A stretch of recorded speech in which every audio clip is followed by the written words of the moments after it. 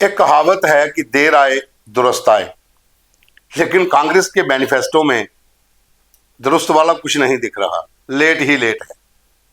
एक तो टिकटा बांटने में लेट, आवंटन ऐसा हुआ कि फिर पंगे होना शुरू हो गए, हर कोई नाराज हो गया, पूरी कांग्रेस रिजाइन कर रही थी, ऑफिस बंद हो गए थे, मैनिफेस्टो का वेट कर रहे थे।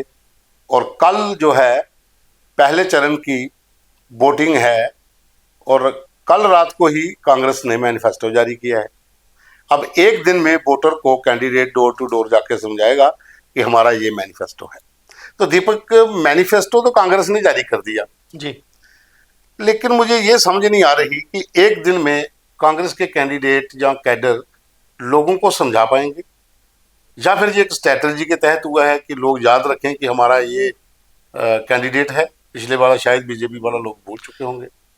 पवन जी, कल भी हमने जब इस पे चर्चा की थोड़ी सी अपनी चुनावी जलसा में, तो हमने यही बात की थी कि आखिर कांग्रेस इसके पीछे क्या कोई स्ट्रेटजी थी कि लेट मैनिफेस्टो लाया जाएगा, क्योंकि कल चुनाव होने हैं, आज डोर टू डोर कैंपेन है, आज कोई रैली भी नहीं हो सकती कि कोई इनका बड़ा नेता रैली में मैनिफेस्टो पढ़ दे, और ना ही आज ये उसको लाउड स्पीकर से बता सकते। तो आज एक कैंडिडेट अपनी पूरी विधानसभा में मैनिफेस्टो पहुंचा ही नहीं सकता, और कांग्रेस के पास काडर की वैसी कमी है कि उनके कार्यकर्ता भी नहीं जाके बता पाते। और मेरे हाथ में सॉफ्ट कॉपी है, कांग्रेस ने बहुत लंबा मैनिफेस्टो भी निकाला है, जैसे मतलब स्टेप वाइज हर वर्ग को कवर तो किया है, मगर हर वर्ग के अलग अलग बिंदु रखे हैं, जैसे वकील और पत्रकार के लिए अलग, महिलाओं के लिए पत्रकार के लिए हाँ, पत्रकार की बात एक चीज है कि सिर्फ कांग्रेस ने की है। कांग्रेस ने अब इस पत्रकार की जो बात की है, इस बात पे खरा कितना उतरेंगे ये बाद में पता चलेगा, मगर पत्रकारों की बात कहीं ना कहीं कांग्रेस ने की है। और मुझे लगता है अकेली पार्टी है जिसने पत्रकार की बात जम्मू कश्मीर में अपने मैनिफेस्टो में रखी है, बाकी रीजनल पार्टीज ने भी नहीं रखी हुई, मीडिया से रिलेटेड बात ही कोई नहीं है। तो पत्रकार की अगर पॉइंट में पढ़ूं, सबसे पहले ये करें तो हम पत्रकारों के लिए यात्रा रियायतों की मांगों पर विचार करेंगे। मगर एक चीज है, अभी भी विचार करने की बात कही है, और ये यात्रा रियायत पे बता दूं ये क्या है, सभी पत्रकारों के लिए नहीं होता, ये एग्रीगेटेड जो जर्नलिस्ट हैं। और कांग्रेस जो राज्य है हिमाचल प्रदेश, जहां कांग्रेस की सरकार है फिलहाल, वहां ये चीज जारी है। वहां जो HRTC की बसेस हैं वहां पर किराया मुफ्त है पत्रकारों के लिए, एक्रीडेटेड के लिए। तो मुझे लगता है कि जम्मू कश्मीर में भी कुल एक्रीडेटेड जर्नलिस्ट करीबन 350 हैं। तो आप अगर उसके लिए किराया मुफ्त या कुछ सुविधा रख भी देंगे, ई बसेस वगैरह की कार्ड की, तो कोई बहुत बड़ी चीज नहीं होगी। जो सरकार किसी ने रखा तो है, साथ में पेंशन स्कीम भी है। हम पत्रकारों के लिए बीमा और पेंशन पॉलिसी पर विचार करेंगे। तो मेरे ख्याल पवन जी, हम दोनों प्रेस क्लब ऑफ जम्मू की मैनेजमेंट कमेटी में थे पिछले टेन्योर में, जब हमने उस समय की सरकार मुख्यमंत्री महबूबा मुफ्ती को ये ज्ञापन सौंपा था, पीडीवी। मगर कांग्रेस ने इस ज्ञापन में से ये पॉइंट लिया है कि पेंशन पॉलिसी पर विचार किया जाए। तो बीमा पॉलिसी तो हमने प्रेस क्लब में भी रखी थी, मगर ये पेंशन पॉलिसी की बात है। हम सरकारी विज्ञापन दरों को दोबारा जांच करेंगे, ये एक चीज भी रखी गई है। और हम न्यायालय परिसर में वकीलों और वादी जनता के लिए उचित इंफ्रास्ट्रक्चर सुनिश्चित करेंगे। ये तो खैर वकीलों के लिए हो गया। तो पत्रकारों के लिए ये 2-3 पॉइंट हैं।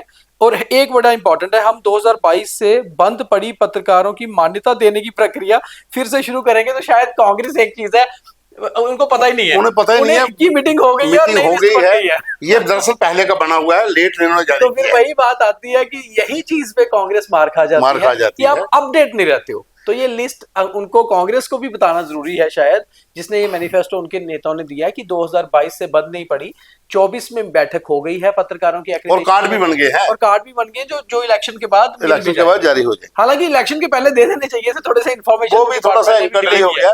कांग्रेस ने एक और मांग रखी है, स्टेटहुड, और महिलाओं के लिए हर महीने 3000 रुपया एक परिवार की एक महिला को। ये स्कीम भी थोड़ा इम्पैक्ट करेगी क्या?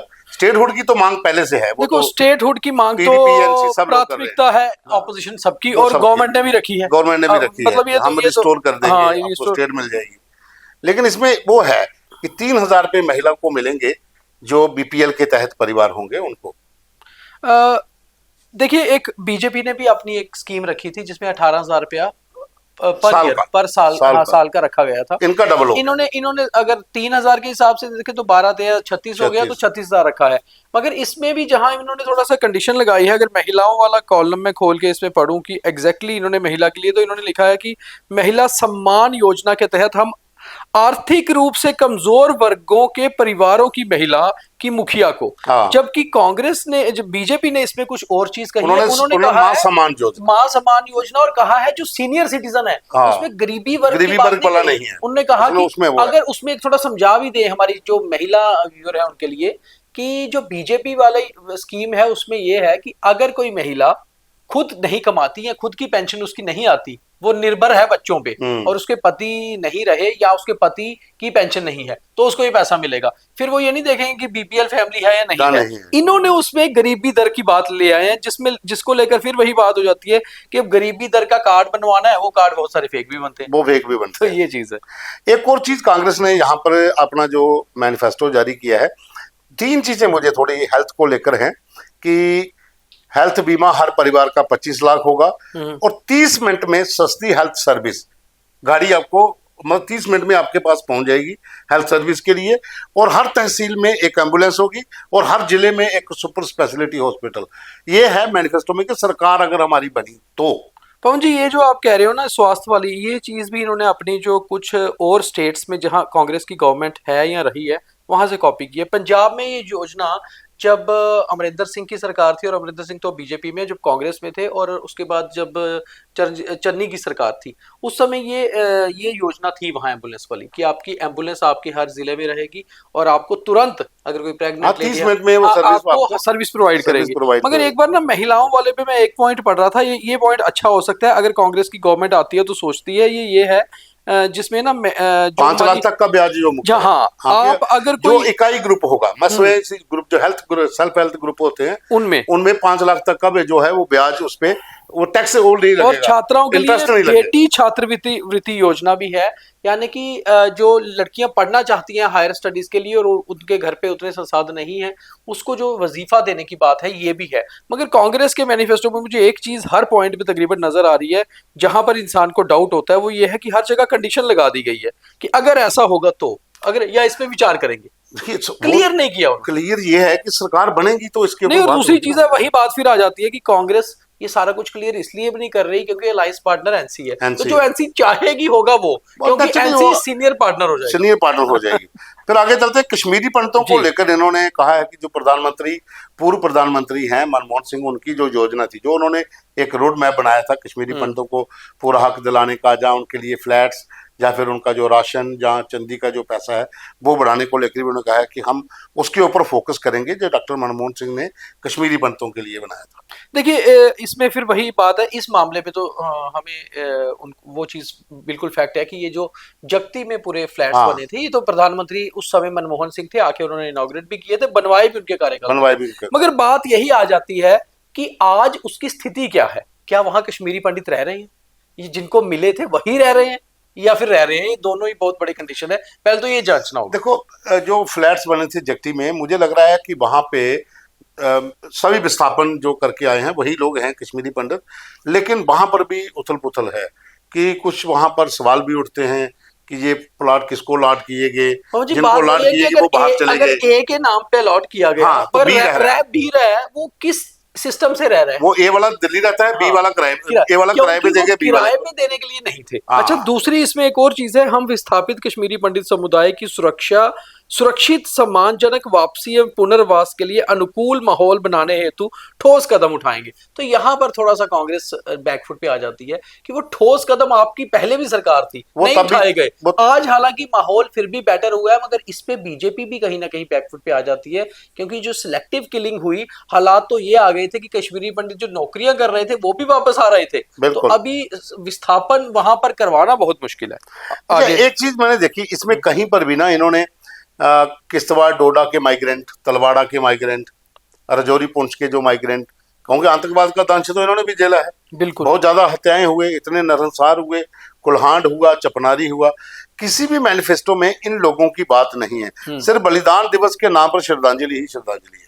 हाँ, श्रद्धांजलियां बहुत की गई हैं, मगर बड़ी बात है कि कहीं पर भी जो डोडा माइग्रेंट्स की बात नहीं की गई है, तलवाड़ा माइग्रेंट्स की बात नहीं की गई है, इवन मैं एक चीज और देख रहा हूँ कि शायद बैकफुट पे ऑलरेडी कांग्रेस यहाँ होगी, क्योंकि जो कांग्रेस बढ़ चढ़कर पीओ के रेफ्यूजीज या वेस्ट पाकिस्तानी की बात कर दी थी, उन्हें तो कुछ दिया ही नहीं, वो तो उनको तो मिल गया सब कुछ उनको मिल बीजेपी गया, सरकार ने, वो तो तो दे उनकी दिया बात नहीं की गई, तो वो वोट बैंक टोटल इस मैनिफेस्टो से बाहर ही हो गया। बॉर्डर निवासियों के लिए कुछ है शायद पवन जी, हम सीमावर्ती क्षेत्रों के निवासियों की विशेष जरूरतों को पूरा करने के लिए एक सीमा कल्याण, क्षेत्र कल्याण और विकास बोर्ड की स्थापना करेंगे। और साथ ही इनको बसाने के लिए अलग जगह पे भवन बनाए जाएंगे कल को अगर शेलिंग होती है। मगर बात एक है कि अगर आपकी बॉर्डर पे ही हालात ठीक हो जाए तो फिर बसाना ही क्यों है? बसाना ही तो क्यों? लोगों की भी तो मांग यही थी कि हम अपने ही घरों पे रहें, बेटर तो ये है, आप हमें क्यों विस्थापित करवा रहे हैं? एक चीज बहुत इंपॉर्टेंट है इस मैनिफेस्टो में, मुझे लगता है इसके ऊपर बात करना बहुत जी। जरूरी है, वो ये है कि दरबार मूव जो 149 ईयर्स का अगले साल 150 साल हो जाएंगे। 150 साल हो जाएगा। वो एक परंपरा थी कि 6 महीने कश्मीर में राजधानी होती थी, 6 महीने जम्मू में राजधानी होती थी। तो दरबार मूव का जो मुद्दा है ये कांग्रेस के लिए अच्छा मुद्दा है जम्मू संभाग में और कश्मीर में भी, क्योंकि इससे जो व्यापारी वर्ग है ना वो थोड़ा सा इससे खुश होगा कि व्यापारियों की मांग है कि दरबार मूव प्रथा आपने खत्म कर दी, जम्मू का व्यापार जो है खत्म हो गया।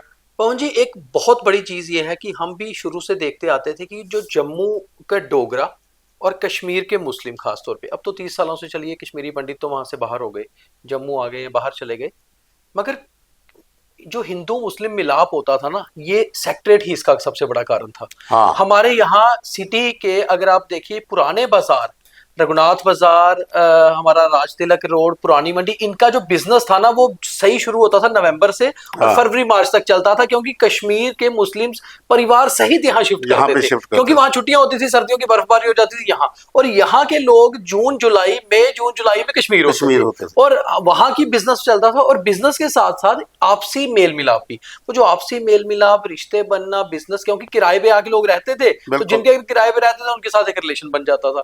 तो उससे क्या होता था, एक तो बिजनेस आगे बढ़ रहा है, दूसरा आपसी सौहार्द आगे बढ़ रहा है, तो वो एक अच्छा साइन था। 150 सालों से वो खत्म होना जब हुआ तो लोगों ने खुशी मनाई थी जम्मू में कि जी अब दरबार मुख खत्म हो जाएगा, मगर लोगों को ये चीज लगी कि एक आम आदमी को तो सेक्रेटरीट में कितना ही काम होता है, अगर 6 महीने दरबार वहां रहा है, जरूरत पड़ी तो इंसान घूमने चला भी जाता है, घूमने चला भी जाता है। और दूसरी चीज ये थी कि अभी पिछले करीबन जब पीडीपी बीजेपी गवर्नमेंट बनी थी तो उन्होंने एक ट्रेंड शुरू कर दिया था, अच्छा, कि 2 या 3 मिनिस्टर यहाँ बैठेंगे और 2 या 3 मिनिस्टर वहां बैठेंगे, मतलब सर्दियों में वहां बैठेंगे, गर्मियों में यहाँ बैठेंगे, तो ये वाले ट्रेंड पे चलते रहते हैं। जो टोटल दरबार मूव है इसका व्यापारी वर्ग पर दोनों जगह असर हुआ है, दोनों जगह ही मुद्दे रखे गए हैं। वहां का व्यापारी चैम्बर ऑफ कॉमर्स कश्मीर वाला या चैम्बर ऑफ कॉमर्स जम्मू वाला, हमने देखा कल हमने चैम्बर ऑफ कॉमर्स के प्रधान अरुण गुप्ता जी से बात की तो उन्होंने कहा हमारी सबसे मुख्य मांग सेक्रेटरीट की है, तो ये इसको कितना उठाएंगे, क्योंकि सिटी ईस्ट से सेक्टर जहां आता है वहां के युद्धवीर सेठी हैं, तो मुझे लगता है युद्धवीर सेठी भी उसी चीज पे कैंपेन कर रहे होंगे, योगेश साहनी भी, क्योंकि ये मुद्दा ही ऐसा है। युद्धवीर सेठी कैंपेन कर सकते हैं क्योंकि भाजपा के मैनिफेस्टो में है ही नहीं। हाँ, वो कह सकते हैं कि मैं इसका मांग उठाऊंगा, हाँ। लेकिन इनका तो मैनिफेस्टो में है, इन्होंने तो मैनिफेस्टो में डाल दिया, तो इसका मतलब है ये एक पॉइंट जो है वो लोगों को अट्रैक्ट कर सकता है। और साथ में इसमें मैं एक और चीज मैंने नोट की है, 1 लाख खाली नौकरियों के पद भरेंगे। ये पवन जी मुझे इस पे डाउट हो रहा है, मैं कल जब सबसे पहले इनका मैनिफेस्टो जारी होता जब रात को मैंने पढ़ा तो मुझे भी कि 1 लाख नौकरी, आप पहले जरा पिछला रिकॉर्ड देख लीजिए, 24 से 10 साल बाद इलेक्शन हुए, 14 के बाद 24 में, उससे पिछले में 10 साल कांग्रेस की सरकार थी, चाहे कांग्रेस पीडीपी के साथ रही, फिर कांग्रेस और एनसी रही, तो वो रहे कांग्रेस ही रही 10 साल, 4 से 14 तक, तो कांग्रेस ने 1 लाख नौकरियां तो 10 सालों में तब भी नहीं दी। और जो पिछले 10 साल हुए हैं, आज हमारे एलजी साहब बढ़ चढ़कर ये कह रहे हैं मैंने बहुत नौकरियां दी है, तो तब भी 1 लाख नहीं होती हैं, क्योंकि 1 लाख नौकरियां देना बहुत बड़ी चीज है।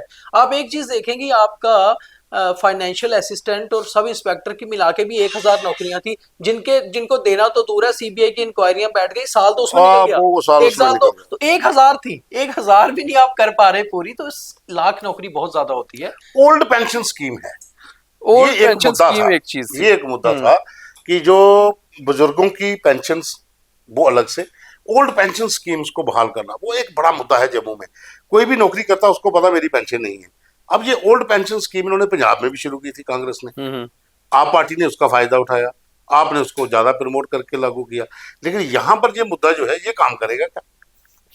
इसमें 2 चीजें हैं, अगर आपको याद होगा तो मैं आपको 2018 में लेके चलता हूं कि जब सत्यपाल मलिक जी सरकार जाने के बाद फुल फ्लैज गवर्नर थे, स्टेट के गवर्नर रूल था, उस समय आज भी उस चीज पे जब कभी बात बाहर आती है तो दबाने की कोशिश होती है कि एक किसी बैंक के साथ कोई एक स्कीम चली थी। तो ओल्ड पेंशन स्कीम आप देख रहे हैं, जितने भी प्राइवेटाइज बैंक होते हैं ना, हमें भी हर रोज कॉल आती है कि आपको ये पेंशन स्कीम करनी है, 60 के बाद आपकी पेंशन नहीं होगी तो वहां से पेंशन मिलेगी। इसके लिए आपको किसी ना किसी बड़ी इंश्योरेंस कंपनी या बैंक के साथ टाई अप करना होता है। तो उसका जो आज तक घोटाला, सत्यपाल मलिक जी बीच बीच में अपने इंटरव्यूज में कहते हैं कि मुझे किसी की कॉल आई कि ये स्कीम लागू करिए इंश्योरेंस की। तो ये जो ऐसी चीज है कि ये जो भी पार्टी रखेगी इसको बहुत सोच समझ के करना होगा, क्योंकि इसको गवर्नमेंट डायरेक्ट नहीं कर सकती।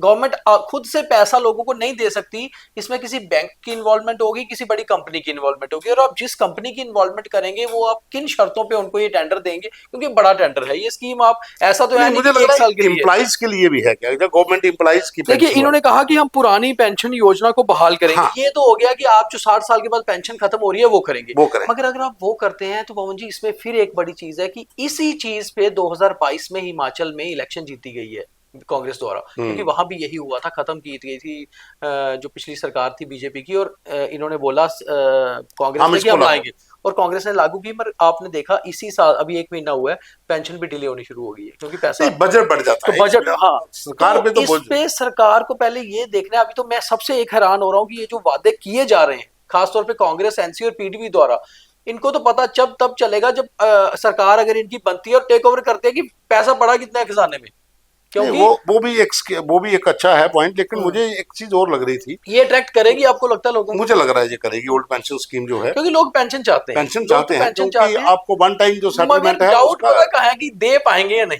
नहीं देखिए वो क्या है कि ये जो मैनिफेस्टो में चीजें होती हैं भाजपा के भी और इसकी भी, कितनी, वो डिपेंड करता है कि आप कितना वो अमल कर पाते हो। लेकिन आप क्या उस कि पे अमल लोगों को कितना, बताने के लिए ये एक हाँ, अच्छा, लोग इससे अट्रैक्ट होंगे, लोग इस चीज से अट्रैक्ट होंगे। बाकी कांग्रेस ने एग्रीकल्चर रिफॉर्म्स के लिए है, जो डिस्प्लेस्ड माइग्रेंट्स हैं 1947 के, 65 71 के, उनके लिए भी रखा है। लेकिन वहां पर वही बात है कि बेस्ट पाकिस्तानी रिफ्यूजियों को सरकार ने पैसे दे दिए, अच्छा, मुफ्त बिजली, मुफ्त बिजली, हाँ, बिजली पे हम आना चाहते थे।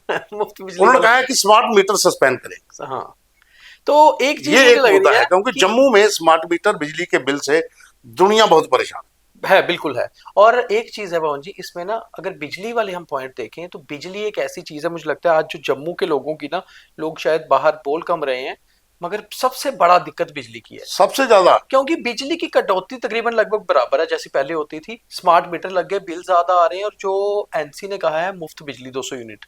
अब नॉर्मल मैं अपने परिवार की, अपने घर की बात करूं तो मेरे घर 300-350 यूनिट बिजली लगती है, तो अगर 200 मुझे मुफ्त मिल रही है, 100 का किराया तो कुछ भी नहीं रहा। तो हाँ, साथ में हाँ, उन्होंने कहा कि जो प्रोजेक्ट्स हैं जो बिजली पैदा करने वाले, जो मगर एनएचपीसी हमें एक चीज समझनी वो हम पड़ेगी। अपने अपने स्टेट के बिल्कुल, लिए रखेंगे। बिल्कुल ठीक कह रहे हैं हाँ। आप। एक चीज समझनी होगी कि एनसी ने अपनी मैनिफेस्टो में मुफ्त बिजली रखी है, कांग्रेस ने मैनिफेस्टो में रखा है स्मार्ट मीटर हटाएंगे। तो अगर ये इनकी अलायंस आती है तो फिर दोनों को अपने मैनिफेस्टो पे चलना है। तो अगर ये दोनों चीजें रखते हैं तो फिर उस हिसाब से जनता के लिए बहुत आसान हो जाएगा, बिजली की दरें जो पुरानी वाली है उस पर चली जाएगी। मगर एक चीज है इसमें बहुत इंपॉर्टेंट है, मुझे लगता है अपने प्रचार में बताना पड़ेगा दोनों पार्टियों को कि बिजली देंगे कितनी, क्योंकि फिर बिजली की किल्लत वाली अगर बात होगी तो दिक्कत होगी, क्योंकि बिजली की किल्लत ही लोगों के लिए बड़ी चीज है, कश्मीर हो या जम्मू। खैर, कांग्रेस का जो मैनिफेस्टो था उसके हमने मेन पहलू आपको बता दिए, भाजपा के हमने बताए थे उस दिन जिसने लॉन्च किया था कि उन्होंने क्या क्या रखा है। लेकिन कांग्रेस ने इसमें एक चीज और बोली है, वो है डुग्गर सैटेलाइट चैनल, उसे लेकर कोई बयान नहीं रखा गया है।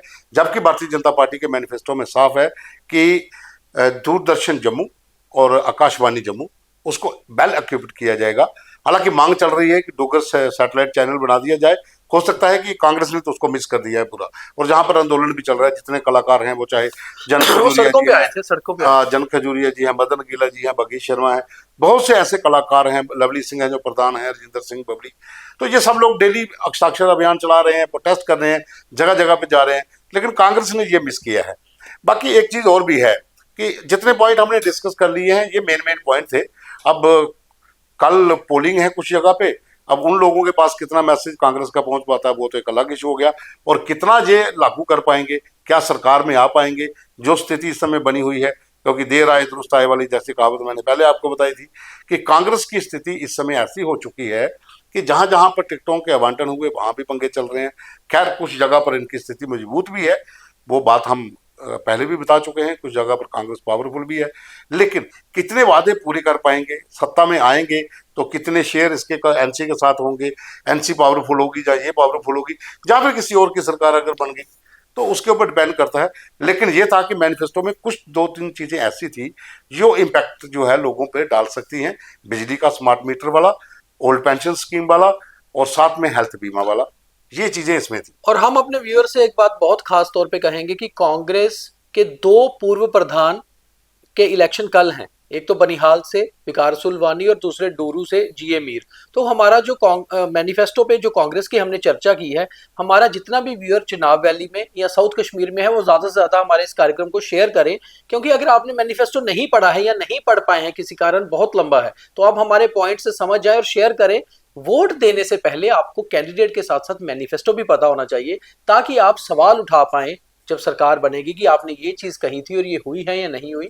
और कम से कम सशक्त बनिए और अपना मैनिफेस्टो जरूर पढ़िए हर पार्टी का, और कैंडिडेट को जरूर जांचिए वोट करने से पहले, और वोट करने जरूर जाइए। हम भी ये चीज बोलते हैं क्योंकि इलेक्शन कमीशन ने मीडिया को खास तौर पे कहा है कि लोगों में ये ज्यादा से ज्यादा फैलाएं कि वोट डालने जरूर जाएं, और वोट ही हमारी शक्ति है, डेमोक्रेसी में बहुत जरूरी है।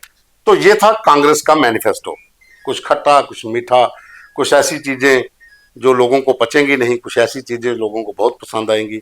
लेकिन सवाल यह है कि जब सरकार बनानी होगी तो कॉमन मिनिमम प्रोग्राम जब बनेगा तो क्या नेशनल कॉन्फ्रेंस इस मैनिफेस्टो को मानेगी, क्या ये शर्तें उसमें लागू हो सकती हैं? खैर ये तो बात की बात होगी, लेकिन जीतना बहुत जरूरी है। पहले कितनी सीटें जीते हैं, एनसी के साथ सरकार कब बनेगी, अगर बनती है तो क्या लोगों के ये वादे जो किए गए हैं मैनिफेस्टो में वो पूरे होंगे, ये देखने वाली बात है। खैर इंतजार करते हैं। चलिए, जब तक रिजल्ट आएंगे, सरकार बनेगी, कॉमन मिनिमम प्रोग्राम बनेगा, तब तक के लिए ये वाला मैनिफेस्टो जो है इसका असर है। तो इसका असर वोट में दिखेगा। तो अब इस मैनिफेस्टो से वोटिंग कितनी बढ़ती है कांग्रेस के फेवर में, वो ये देखना होगा। उसके बाद जो रिजल्ट आएंगे वो तो सबके सामने होंगे। तो अभी के लिए बस इतना ही, धन्यवाद।